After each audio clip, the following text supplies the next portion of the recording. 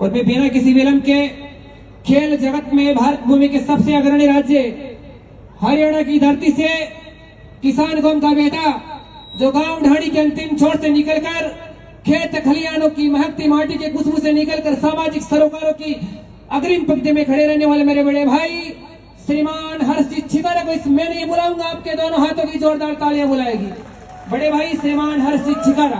बहुत बहुत वंदन और अभिनंदन। आपके सम्मान में दो पंक्ति अर्ज करूंगा कि आवश्यक नहीं महापुरुष जन्म ले महलों और धूमेलों में, कि आवश्यक नहीं महापुरुष जन्म ले महलों और धूमेलों में, चांदी की चमक मुख में हो पड़े ना कष्ट कसेलों में, वन प्रांत की कुटियों में झुकी झोपड़ियां चालों में। अरे हर्ष छिकारा जैसे महापुरुष से जन्म ले लेते हैं अनपढ़ किसान और गवालों में, अनपढ़ किसान और गवालों में। जी सर। सबसे पहले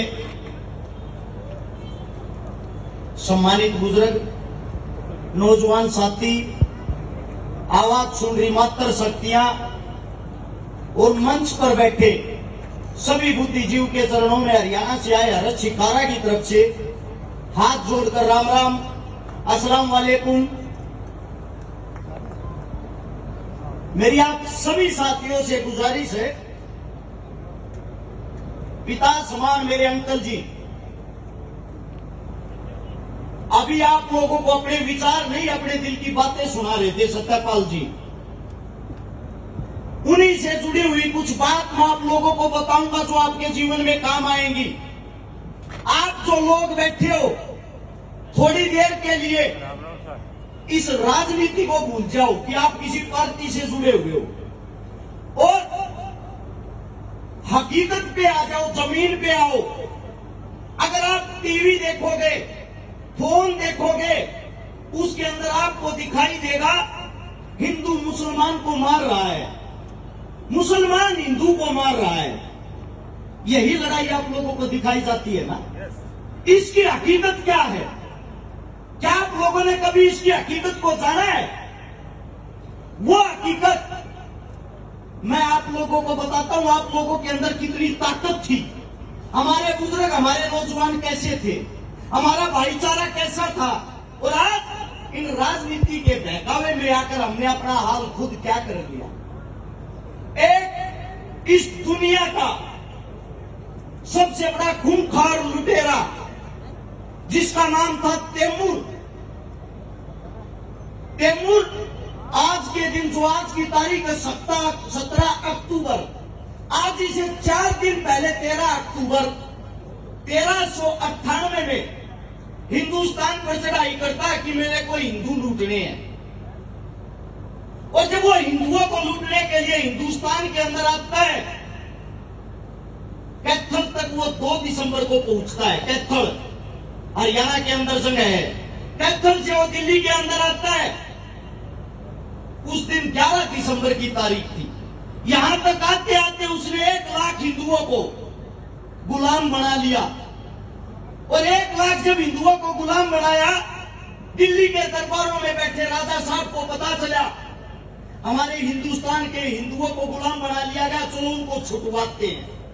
उनको छुटवाने के लिए दिल्ली का वजीर, जिसका नाम था मल्लू इकबाल खान, खान साहब अपने हिंदुस्तानियों की बहन बेटियों की इज्जत को बचाने के लिए, जिसकी संख्या थी सिर्फ 5,000 सैनिक लेकर 2.5 लाख आदमियों के सामने लड़ने के लिए जाता है।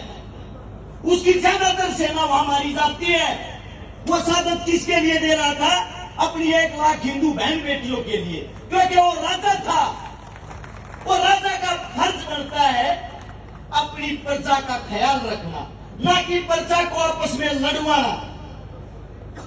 उसके बाद वो करूर जब दिल्ली में आकर बैठता है, उन 1 लाख हिंदुओं का कत्ल करके उनकी लाशों के ऊपर बैठकर ये कहता है अब मेरे को एक सुंदर सी चाय पिलाई जाए हिंदुस्तान की। वो चाय पीकर हमारी बहन बेटियों के साथ जो अत्याचार, तो दुर्व्यवहार करता है, उसको देखते हुए हमारी खाप पंचायतें इकट्ठी हुई। और खाप पंचायत तो नहीं इकट्ठी होकर फैसला लिया, ये तो करूर आदमी आ गया, इससे कैसे लड़ा जाए। हमारा 2 गड्ढे मेरठ के पास वहां का राजा राजा का नाम था देवपाल राणा। राणा साहब ने आदेश किया कि जल्दी से जल्दी खाप पंचायतें बुलाई जाएं। हरियाणा, राजस्थान, उत्तर प्रदेश और दिल्ली की खाप पंचायतों को इकट्ठा किया गया। यूपी के 2 गढ़ में, निरप्पड़ नाम की जगह में, वहां इकट्ठा करके फैसला लिया गया, जितने भी जवान बच्चे हैं, जितने भी बुजुर्ग हैं, उन सबको सुरक्षित जगह पर पहुंचा दो और इस करूर हत्यारे के साथ लड़ने के लिए तैयार हो जाओ। हमें अपना हिंदुस्तान, अपनी बहन बेटी, अपनी इज्जत और अपनी दौलत सभी चीजें बचानी है। ये फैसला सुनते ही ये जिम्मेदारी दी गई। जिसको सेनापति बनाया गया उसका नाम था जोगराज सिंह गुज्जर पवार। जिसको उप सेनापति बनाया गया उसका नाम था हरवीर गुड़िया जाट। और उसके बाद जिसको उप सेनापति बनाया गया उसका नाम था दुल्ला बंगी वाल्मीकि, हमारे दादाजी हांसी से। तीनों को जिम्मेदारी दी, आप लोग क्या कर सकते हो अपने हिंदुस्तान के लिए, अपनी बहन बेटियों के लिए। दुल्ला बंगी भरी सभा में खंजर निकालकर अपनी जंगा को काट के अपना रक्त राजा के पैरों में देकर ये कहता है ये रक्त आखिरी सांस तक अपने हिंदुस्तान और अपनी बहन बेटियों की इज्जत के लिए लड़ता रहेगा। और ये खंजर उसकी छाती का लहू पीकर ही वापिस मैदान में आएगा, उससे पहले नहीं। लड़ने की तैयारी हो गई। 80,000 मलयोद्धाओं को तैयार किया गया। 40,000 हमारी औरतें भी तैयार हुई कि हम भी लड़ेंगी। जब तैमूर 2.5 लाख की सेना लेकर दिल्ली से हरिद्वार की तरफ चलता है, खूंखार मेरठ के अंदर युद्ध होता है। 2.5 लाख आदमियों से हमारे देसी आदमी हाथ में कस्सी, फावड़ा, जेड़ी, गंडासा लेकर लड़ रहे। और लड़ते लड़ते वहां से उसको खदेड़ कर इतनी बड़ी सेना को भगा देते हैं जो वहां से भागकर हरिद्वार चला जाता है। हरिद्वार से पहले दोबारा युद्ध होता है। और जब दोबारा युद्ध होता है, दुल्ला बंगी को उस सेना ने घेर रखा था। तैमूर की सेना ने जब दुल्ला बंगी वाल्मीकि को घेर रखा था, हरवीर गुड़िया जाट ने देखा मेरे भाई को घेर रखा है। 10,000 आदमियों की सेना में अकेला निहत्था आदमी कूद गया और गाजर मूली की तरह आदमियों को काट दिया। जब 450 आदमियों को हरवीर गुड़िया जाट ने मारने के बाद वहीं दुल्ला बंगी वाल्मीकि वीर गति को प्राप्त हो गए। उसने सोचा क्यों ना तू अपने भाई को लकड़ी दे दे। उसके बाद लड़ाई लड़े। इतनी देर में हरवीर गुड़िया जाट पे पीछे से दोबारा से हमला हो जाता है। हमला होते होते हरवीर गुड़िया दोनों हाथों से तलवार चलाते हुए योद्धाओं की तरह लड़ता है। पीछे से आता है जोगराज सिंह गुज्जर। ये देखकर मेरे भाई पे हमला हो रहा है, हजारों आदमी मेरे भाई पे भारी पड़ रहे हैं, उनके बीच में जाके लड़ता है। जिसके शरीर में 60 घाव हो रखे थे हरवीर गुड़िया जाट के शरीर में, वो फिर भी लड़ रहा था। वहां जाकर जोगराज सिंह गुज्जर, जिसका भाई बेहोश हो गया था, हरवीर गुड़िया जाट उसको कंधे पे उठाता है और एक हाथ से तलवार से गाजर मूली की तरह दोबारा से उस सेना को काटता है। ये आप लोगों की ताकतें थी, ये आप लोग लड़ाके थे। आप लोग लड़ना भूल चुके हो, आप लोग अपनी ताकत भूल गए हो। आज आप लोगों ने किसको राजा बना दिया? किसको राजा बना दिया?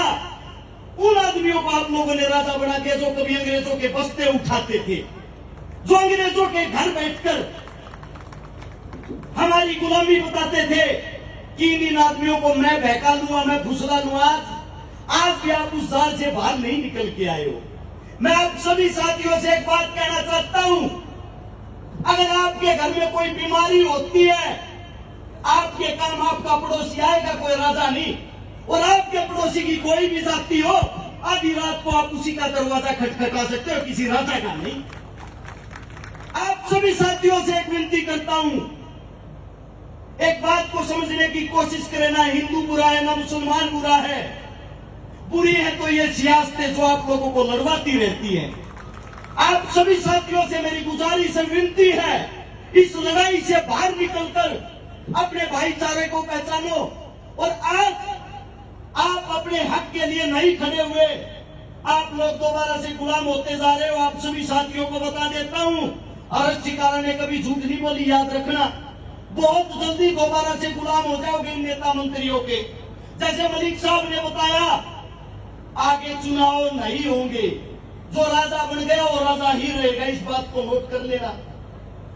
और आप सभी साथियों को एक बात और बता देता हूं, अगर आज आप हक की आवाज उठाते हो, अरे मानता हूं आप लोग बुजुर्ग हो गए, आपका थोड़ा बहुत समय नजदीक होगा, लेकिन आपकी जो आने वाली पीढ़ी, आपके बच्चे, आपके पोते, वो तो याद करेंगे कि हमारे दादाओं ने हमारे लिए लड़ाई लड़ी। और जो नौजवान साथी हैं, उनसे इतना ही कहना चाहूंगा, जब आपके बुजुर्ग अपना इतिहास पढ़ के देखो, 80-80 साल की उम्र में तलवारें उठाते थे, आपको भरी जवानी में क्या हो गया? किस लिए गुलाम बने हुए हो इन सरकारों के, इन नेताओं के, इन मंत्रियों के? जब तक आपके काका ताऊ, आपके बीच का किसान का बेटा कुर्सी पर नहीं बैठेगा, बड़ी पोस्ट पर नहीं बैठेगा, आपका भला कैसा हो जाएगा? आप सभी साथियों से गुजारिश करता हूं, अपने आप को पहचानो, और अपने आप को पहचान कर बाबा साहब भीमराव अंबेडकर ने ये नहीं कहा तलवार उठाओ, उसने आपको एक ताकत दे दी कलम उठाने की, तलवार की जगह उन्होंने आपका काम आसान कर दिया, उंगली वाला। इस उंगली से जब आप बटन दबाते हो, किसी पार्टी का निशान मत देखो, जो आपके हल्के का उम्मीदवार हो उसका चेहरा देखो, वो आपके बीच में खड़ा होने वाला है या नहीं, दिन रात आपके काम आने वाला है या नहीं, आपके लिए जी जान लगाने वाला है या नहीं। अपना नेता उसी को चुनो जो आपके बीच में से निकला हुआ, आप ही का बेटा, आप ही का बच्चा हुआ। यही आप सबसे मेरी गुजारिश थी, मेरी विनती थी। अगर मेरे मुख से कोई गलत शब्द निकल गया हो, उसके लिए क्षमा चाहता हूं। आपका बेटा हूं, आपका बच्चा हूं, आप लोगों के संगत से जो सीखा वही बोलता हूं। सभी साथियों को दोबारा से राम राम, धन्यवाद, जय हिंद। थैंक यू हर्ष भाई। निश्चित तौर से हम अपने आप को सौभाग्य